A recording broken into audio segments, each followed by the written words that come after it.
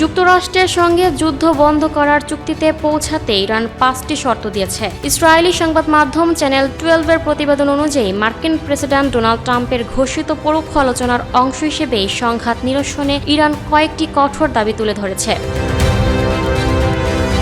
Wall Street journal সংশ্লিষ্ট সূত্রের বরাত দিয়ে জানিয়েছে, ইরানি প্রতিনিধিরা ট্রাম্প প্রশাসনকে জানিয়ে দিয়েছে যে যুদ্ধবিরতি চুক্তির আলোচনায় ফেরার জন্য তাদের কঠোর শর্ত রয়েছে। আইআরজিসি পারস্য উপসাগরে অবস্থিত সমস্ত মার্কিন ঘাঁটি বন্ধ করা এবং ইরানের উপর হামলার জন্য ক্ষতিপূরণ সহ বিভিন্ন দাবি জোরালোভাবে জানানো হয়েছে। এদিকে ইরানি একজন কর্মকর্তার বরাত দিয়ে প্রতিবেদনে জানানো হয়েছে, যুদ্ধবন্ধে ইরানের শর্তগুলো হলো, যুদ্ধ যেন আর কখনো শুরু না হয় তার শক্তিশালী নিশ্চয়তা দিতে হবে। পশ্চিম এশিয়ায় থাকা যুক্তরাষ্ট্রের সব সামরিক ঘাঁটি বন্ধ করতে হবে। যুদ্ধের কারণে ইরানের হওয়া সব ক্ষয়ক্ষতির জন্য যুক্তরাষ্ট্র ও ইসরায়েলকে পূর্ণ ক্ষতিপূরণ দিতে হবে। হরমুজ প্রণালীর ওপর নতুন একটি আইনি ব্যবস্থা কার্যকর করতে হবে, যার মাধ্যমে এই এলাকা মূলত ইরানের নিয়ন্ত্রণে থাকবে। ইরানের প্রতি বিদ্বেষপূর্ণ সংবাদ মাধ্যমের সঙ্গে জড়িত ব্যক্তিদের ইরানের হাতে তুলে দিতে অথবা তাদের বিচারের আওতায় আনতে হবে। এর আগে যুদ্ধবন্ধে ইরানের কাছে 15 দফার প্রস্তাব পাঠিয়েছিল যুক্তরাষ্ট্র।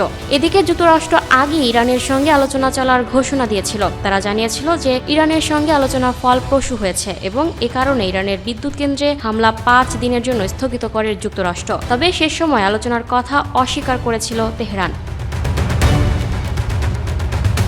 Lucky Akter, up to date news, Dhaka.